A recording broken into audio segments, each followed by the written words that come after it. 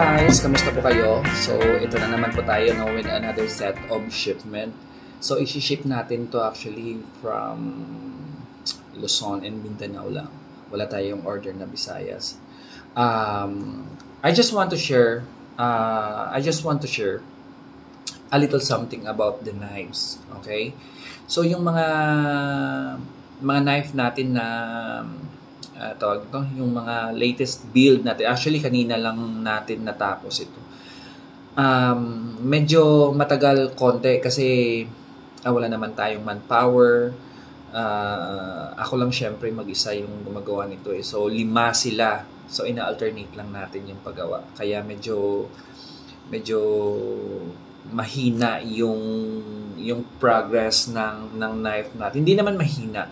Siyempre, ayaw natin i-compromise yung quality ng knife natin each client, diba? Kasi gusto ko kasi ng makikita at saka mapi-feel ng customer natin na yung knife na binili nila sa akin, yung pag hinawakan nila, masasatisfied talaga, diba? Kahit ikaw, diba? So, yung first na nag-order sa akin actually, isi-ship natin to kay Sir Alan. Sir Alan from South Cotabato. Sir Alan, ito na yung knife mo. Okay na to. Actually, ready to ship na. Actually, yung pinagawa ni Sir Alan sa akin is nagawa ko na to before 1 year ago eh. So, gumagawa naman ako na pwedeng gayahin or anything. Pero hindi ako gumagawa ng hindi ako gumagawa ng mga especially sa Pilipinas na mga traditional blades. Ayoko niyan eh. Sorry. Sorry sa mga no disclaimer lang sorry sa mga mahilig dyan sa traditional. Ako kasi hindi ako mahilig niyan eh. So, yung mga design ko, galing talaga sa isip ko to. Okay? So, yung design na to is na-build ko na to before. So, sabi ko kay Sir Alan, sir, nang hindi po tayo nagka-copy ulit. Kaitsura lang, pero yung mga detalye, iniiba ko. Okay? So, ito yung knife na pinagawa niya sa akin. Yan. Okay? So, linagyan ko rin ng black Kydex liner. Siyempre, naka-screw yan. Naka-screw 3. Ayan. Okay? So, request pa din ng customer natin is yung land is lagyan ng texture na parang scale. Okay? Yan. Tapos, yung finish ng blade natin is semi-matte. So, hindi siya masyadong makintab, hindi siya masyadong madilim. So, inchakto lang. Okay lang. Okay, tapos syempre naka-Kydex tan color. Nilagyan din natin ng maliit na clip. Okay, Sir Alan, tomorrow isi-ship na natin to. Okay, next. Kay Sir Doscientos. Sir Doscientos from General Santos. Actually, nag-order si Sir Doscientos sa akin ng knife na to kasi nakita niya kay Sir JC Blades. Gusto niya ipagaya. Actually, ginaya ko din. Pero, syempre, katulad ng sinabi ko, no, hindi totally hindi tayo totally nagka-copy ng design. Kasi gusto ko each client, i-build ko yan para sa kanya talaga.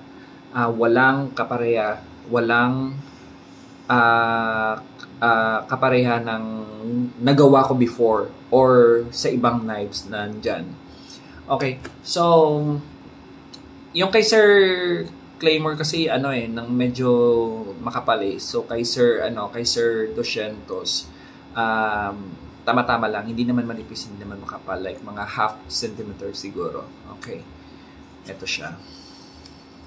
Medyo matigas lang kasi bago eh. So, fit na fit siya dito. Pero, pag tuloy-tuloy mong binunot-bunot to, luluwag din to. Okay? So, ito sa Sir Doscientos. Hope you like it.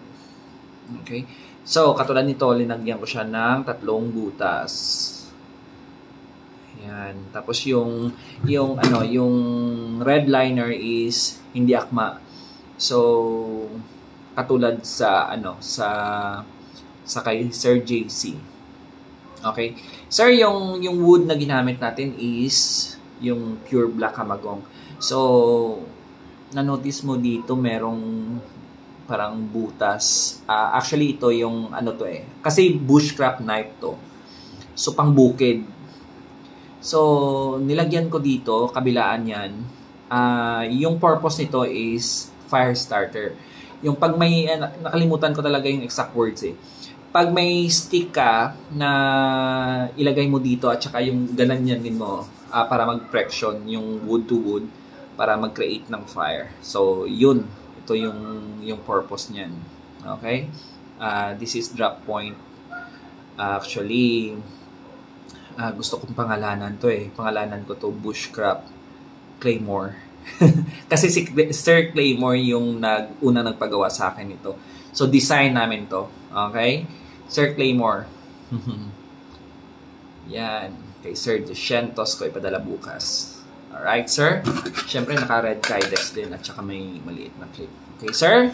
Bukas, padalan natin ito sa iyo. Okay, next. Kay Sir Lorenzo from Davao City. Yung in-order ni Sir Lorenzo, actually, pinagaya niya din yung in-order sa akin ni Sir Vincent. Actually, ito yan. Yan. Yung kay Sir Vincent, kasi yun ng Carabao Horn, pero wala na tayong makunan dito. Medyo mahirap na hanapin dito sa Iloilo City. So, pure black hamagong din yung ginamit natin with screw, 3 screw yan. Tapos may lalagyan ng tawag nito, ng lanyard. Tapos yung kydex natin, hindi ko siya sinara. Binawasan ko para lalabas yung land ng texture. Yung texture ng land pala, sorry. So, ito yon. Bunutin natin. Yan. Yung itsura niya actually, I don't know, design ko to eh. So, ewan ko kung pwedeng gamitin sa parang chef knife, no? Pero depende naman kasi sa iyo eh. Lahat ng mga knife pwede naman natin gamitin sa kusina or panghiwa, except sa karambit kasi yung karambit C-curve yun eh. So, ito straight. Okay? Ayan. Wala na siyang liner kasi over na siya pag may liner eh. Yan. Itong design na to. Mahaba siya. Okay. Yan. Sir Lorenzo, ready ka na ba sa bagong laruan mo? Actually, Sir Lorenzo, may pinahabol sa akin na tactical wakizashi. Pero, sige lang, soon gawan naman natin ng video yan. Okay, ito siya. Sir Lorenzo, bukas padala ko na ito sa iyo. Okay, next and last but not the least, kay Sir Bayani from Nasugbo, Batangas. Actually, i-video ko na to yung nadala na to sa video before. Pero yung knife na to na pinagawa ni Sir Bayani sa akin actually is this is mini Botak Cobra kasi may malaki akong ginawa before na na pinangalanan kong Botak Cobra. Same talaga yung itsura ng blade. Pero iniba namin yung handle. Yung handle namin pinarihas namin dito. Yan. At saka yung design ng design ng liner, hindi akma sa wood para lumabas talaga yung red. Ayan. So tapos natapos ko na to before pa eh. Pero masyadong plain yung red na lahat. So, sinabihan ko si Sir Bayani, Sir, ako bahala. Gawan ko ng paraan para at least maiba yung itsura niya. So, yan. Binago ko yung scabbard natin. Yan siya. So, nilagyan ko siya ng black na kydex din to, na para yung banig yung texture niya. Okay. Same pa rin yung pure black kamagong. Napakagandang wood yung black kamagong. Basta pure black kamagong, pag may mix na brown, ayoko niyan. Gusto ko pure black eh. Tapos, syempre, may lalagyan din ng lanyard. Ito siya. Yan. Sir Bayani, oh. Excited ka na dito. Sir, don't worry about sa mga pina-repair mo sa akin. Ako na bahala dun. Chat na lang kita bukas. Pag okay na. Okay? Yan. May cobra din na ano yan, na tatak. Kasi botak cobra eh. Pinangalanan ko. Alright, Sir Bayani. Yung isang knife mo. Ito pa. Yung bush karam. Yan. Actually, bush karam 3 na to eh. Kasi yung una, bush karam 1, unang build ko yun. Tapos may nagpagawa. Gusto niya katulad din. Pero pareha pa rin yung itsura. Pero syempre yung detalye sabi ko na hindi ko talaga kinakopy sa first na ginawa. And then, dos yun. May pinagawa sa akin na dos. And then, Sir Bayani, nagpagawa din sa akin.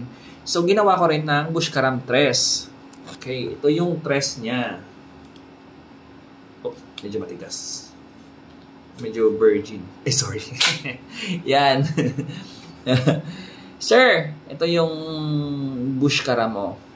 So, si 3, medyo yung land niya is malapad konti. Tapos, nilagyan ko siya ng serrated dito. Yan. Okay? May red liner din. Pero, yung wood scale ni Sir Bayani dito is magkuno wood yun. So, isa sa pinakamagandang wood. Yan. Bush Karam 3. Sana may umorder ng Bush Karam 4. Gawin natin 4, no? Ewan ko kung ano yung tsura niyan. Okay? So, magandang, magandang pang self-defense o syempre, pang kusina. Katulad sa sinabi ko, no, yung pure karambit kasi C-curve, so mahirap pang hiwa, mahirap pang skinner. Unlike dito, pwede mo siyang gawin self-defense, pwede mo siya pang hiwa, hindi ka mahihirapan. Okay, Sir Bayani? Pati yung pina-repair mo sa akin, ipadadala ko na yan bukas. Yung na-request mo sa akin, ako na bahala dyan. Okay, mag-chat na lang tayo after this. Okay, yun lang po. Maraming salamat po sa mga nag-follow sa akin sa page ko sa Blazeman Iloilo. Sana suportahan nyo yung suporta lokal. Support natin yung lokal na mga craft.